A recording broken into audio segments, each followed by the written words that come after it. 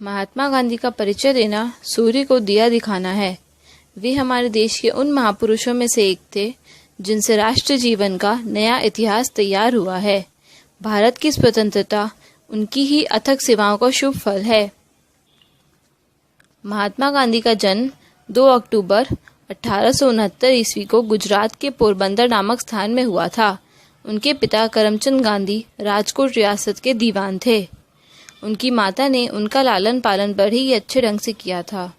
बालक गांधी पर, जिनका असली नाम मोहनदास करमचंद गांधी था, उनकी धार्मिक माता का बड़ा गहरा प्रभाव था।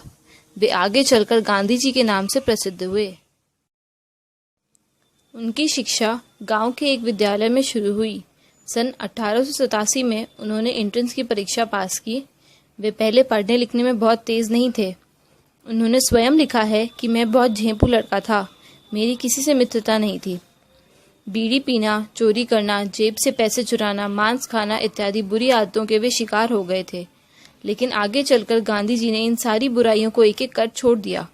सन 1891 ईस्वी में बैरिस्ट्री पास कर वे इंग्लैंड से भारत लौटे। बम्बई में वे बैरिस्टर हुए, लेकिन उनकी बैरिस्ट्री नहीं चली। एक बार वे एक मुकदमे के काम से दक्षिण अफ्रीका गए। वहां उन्हें बड़ी बड़ी मुसीबतों का सामना करना पड़ा। उन्होंने देखा कि वहां भारतीयों के साथ अच्छा व्यवहार नहीं हो रहा है। गांधी जी को बड़ी ठेस पहुंची। उन्होंने वहां सत्याग्रह शुरू किया और उन्हें सफलता भी मिली। गांधी जी सन 1914 में भारत लौटे। उन्होंने देश की गरीबी और गुलामी देखी, अंग्रेजों के अत्याचार देखे और उनका मनमाना शासन देखा।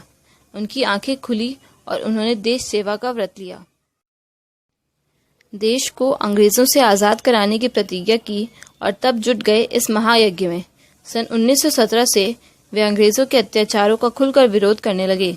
चंपारण में उन्होंने अंग्रेजों के विरुद्ध पहला सत्याग्रह आंदोलन छेड़ा। जनता ने उनका स्वागत किया। सन 1942 की महान क्रांति हुई। करो या मरो के नारे से सारा देश जाग पड़ा। गांधी जी के साथ बहुत से नेता जेलों में बंद कर दिए गए, लेकिन जनता रुकी नहीं, झुकी नहीं।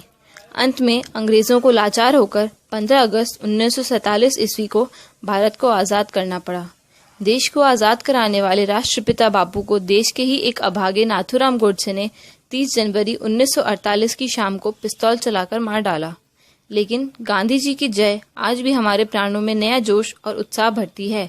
आज बापू की कहानी युग युग की कहानी बनकर रह गई है। वे मरकर भी अमर हैं। जय हिंद, जय भारत।